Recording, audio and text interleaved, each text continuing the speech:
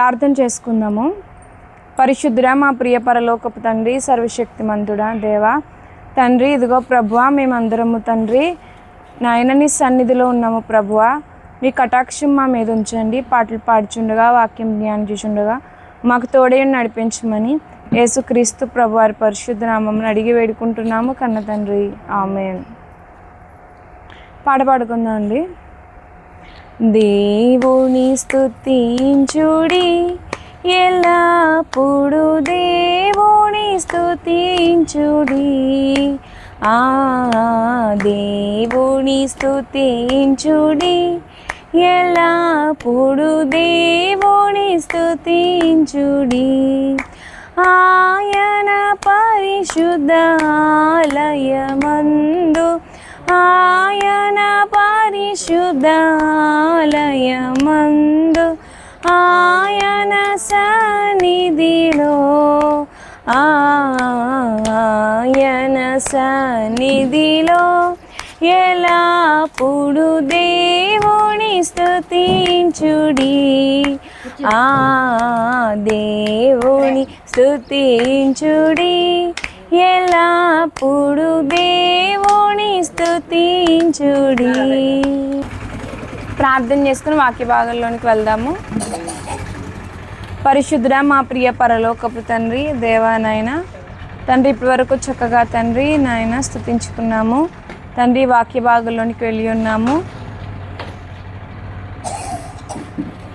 మీ ఆత్మ సహాయం దయచేసి నడిపించమని, వాక్యం వెలువడి చేతనే ప్రతి ఒక్క హృదయాలను కదిలించి నీ వైపు ఆకర్షించుకోమని యేసుక్రీస్తు ప్రభువారి పరిశుద్ధ నామమును అడిగి వేడుకుంటున్నాము కన్న తండ్రి, ఆమేన్. ప్రియమైన వారలారా, ఇర్మియా గ్రంథము 18వ అధ్యాయంలో దేవుడు ఒక మాట సెలవిచ్చాడు. అదేంటంటే, మనలో చాలామంది పాపం చేస్తారు కదా. పాపం చేసినా ఎందుకు బ్రతుకున్నామో తెలుసా? అది కేవలం ఆయన కృప. మన ఇంట్లో కొన్ని పనికిరాని వస్తువులు ఉంటాయి. మనం పాడేయకుండా ఉన్నాము అంటే ఆ వస్తువు గొప్పదని కాదు, మనం ఉంచామంతే. దాని మీద మమకారంతో పాడేయకుండా పోయినా ఉంచామంతే. అలాగే దేవుడు కూడా మనం పాడైపోయినా చెడిపోయినా తీసేయచ్చు కదా, కానీ ఉంచాడు. అదే విషయాన్ని చెప్తూ ఇర్మియా గ్రంథం 18వ అధ్యాయంలో యెహోవా యొద్ద నుండి ఇర్మియాకు ప్రత్యక్షమైన వాక్కు, నీవు లేచి కుమ్మరి ఇంటికి పొమ్ము, అక్కడ నా మాటలు నీకు తెలియచేతును. నేను కుమ్మరి ఇంటికి వెళ్ళగా వాడు సారె మీద పని చేయుచుండెను. కుమ్మరి జిగటమంటితో చేయుచున్న కుండ వాని చేతిలో విడిపోగా ఆ జిగటమన్ను మరలా తీసుకుని కుమ్మరి తనకు యుక్తమైనట్టుగా దానితో మరి ఒక కుండ చేశాను. అంతటి యెహోవా నాకు ప్రత్యక్షమై ఇలాగ సెలవిచ్చాను, ఇశ్రాయేలు వారలారా, ఈ కుమ్మరి మంటికి చేసినట్లు నేను మీకు చేయలేనా? కుమ్మరి మట్టికి చేసినట్టు నేను చేయలేనా? కుమ్మరి కొండ చేస్తున్నప్పుడు ఆ కొండ మట్టి విరిగిపోయింది అనుకోండి, ఏం చేస్తాడు? మరలా ఆ ముద్దను కలిపేసి తనకు నచ్చినటువంటి డిజైన్లో మరొక కుండను చేసుకుంటాడు. విరిగిపోయింది కదా అని చెప్పేసి దాన్ని పట్టుకుని కూర్చోడు. అలాగే దేవుడు అంటున్నాడు, నేను మీకు చేయలేనా? ఒక మట్టి కొండ విరిగిపోతే ఆ మట్టిని మళ్ళీ ముద్దగా చేసి మరలా ఇంకో కొండగా చేసినటువంటి కుమ్మరిలాగా చెడిపోయిన నిన్ను తీసేసి ఇంకొకరు పుట్టించలేనా? నీ బదులు ఇంకొకరిని పోషించలేనా? నీ బదులు ఇంకొకరిని ఇక్కడ చేయలేనా అని అడుగుతున్నాడండి. ఏం చెప్పగలం మన సమాధానం? ఆయన అలా చేయగలడా లేదా? చేయగలడు. ఆయన అనుకుంటే నన్ను తీసేసి మరొకరిని పుట్టించుకుంటాడు. అయితే నేను అలా చేయలేనా? ఒక కుమ్మరి కొండ పోతే ఆ కొండ మట్టిని మరొక కొండ చేస్తున్నాడు. నువ్వు చెడిపోయిన నిన్ను ఇంకో మనిషిగా నేను చేయగలను. నిన్ను తీసేసి నీ ఉనికిని భూమి నుంచి తీసేసి, ఒక మాటలో చెప్పాలంటే నేను మరణానికి అప్పగించేస్తే నువ్వు మట్టిలో కలిసిపోతావు. దేవుడు మరొక మనిషిని చేసుకుంటాడు. చేయలేడా? చేయగలడు. కానీ దేవుడు ఏమంటున్నాడంటే, జిగటమన్ను కుమ్మరి చేతిలో ఉన్నట్టుగా మీరు నా చేతిలో లేరా? ఇశ్రాయేలులారా, మీరు నా చేతిలో లేరా? మట్టి ముద్ద కుమ్మరి చేతిలో ఉన్నట్టు మీరు నా చేతిలో లేరా? మట్టి ముద్ద కుమ్మరి చేతిలో ఉన్నట్టు మీరు నా చేతిలో లేరా? ఉన్నారు. కానీ నేనే, మీరు ఎంత చెడిపోయినా, మీరు ఎంత విరిగిపోయినా, మిమ్మల్ని ముద్ద కింద మళ్ళీ చేసేసి మట్టిలో కలిపేయకుండా ఉంచాను. ఇంకా ఎందుకు ఉంచానో తెలుసా? ఈరోజు కాపుతే రేపు మీరు మారుతారని. కానీ అది ఎంతో కాలం జరగదు. ఇలాగే విరిగిపోయి ఉంటే ఏదో ఒక రోజు నేను మళ్ళా నిన్ను ముద్దగా చేసి మట్టికి అప్పగిస్తాను అని దేవుడు మాట్లాడుతున్నాడు. చాలామంది పాపానికి బానిసైపోయి మట్టిలో కలిసిపోయిన వాళ్ళు లేరా? తను తాగిన మందు, తను కావాలనుకున్న మనుషులు చావు నుంచి రక్షించగలిగారా? దేవుడు వదిలేశాడు. మట్టి నుంచి వచ్చింది మట్టిలోకి వెళ్ళిపోయింది. కుమ్మరి కూడా కొండ సరిగ్గా రాకపోతే మట్టిని తీసుకెళ్ళి పక్కకి విసిరేసినట్లుగా నువ్వు సరిగ్గా లేవని నేను విసిరేస్తే నువ్వేమైపోతావు?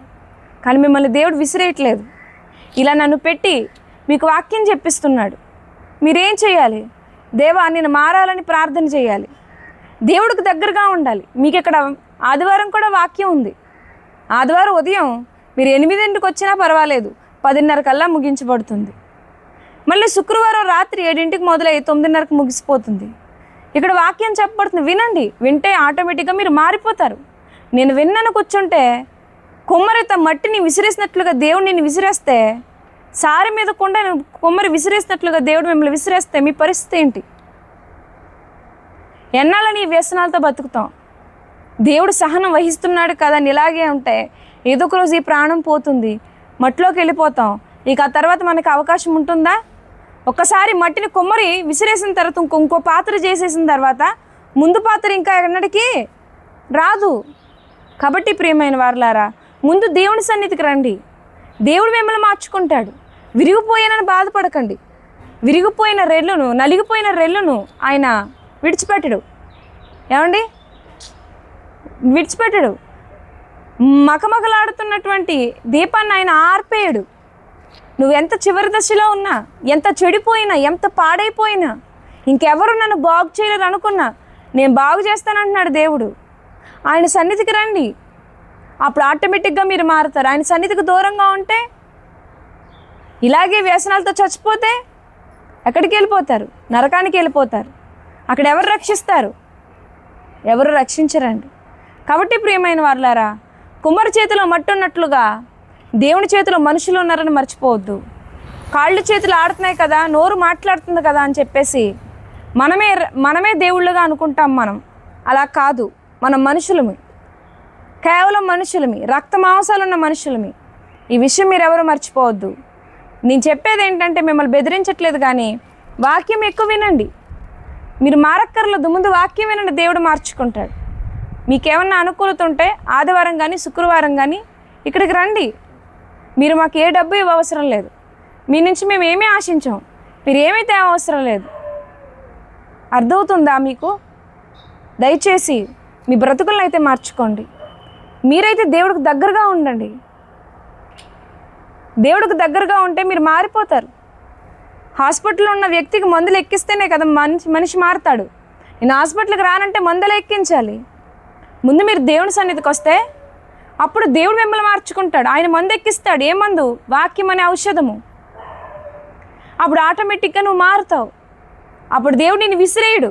బంగారు పాత్రల పరలోకంలో నిత్యము సంతోషంగా ఉండే విధంగా పరలోకంలో ఉంచుతాడు.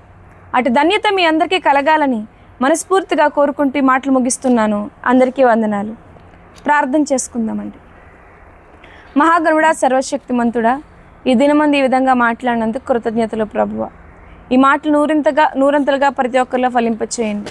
భౌతికంగా వారిని పోషించే ముందు ఆత్మీయంగా పోషించాము తండ్రి. ఈ పోషక విలువలు బయటకు వెళ్ళిపోకుండా వారిలో బంధించండి నాయన. మీ కొరకు మారు మనసు పొంది సరైన ఫలించినట్లుగా మీరు దీవించండి దేవా. సహాయం చేయమని మా రక్షకుడైన యేసుక్రీస్తు ప్రభు వారి పరిశుద్ధ నామమున అడిగి వేడుకుంటున్నాము కన్న తండ్రి. ఆమేన్.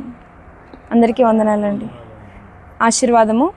తండ్రి యొక్క కృపయు, కుమారుని యొక్క ప్రేమయు, పరిశుద్ధాత్మ సహవాసము కూడి ఉన్న మనకు సకల పరిశుద్ధులకు సదాకాలము తోడే ఉండగాక. ఆమేన్. ఆమేన్.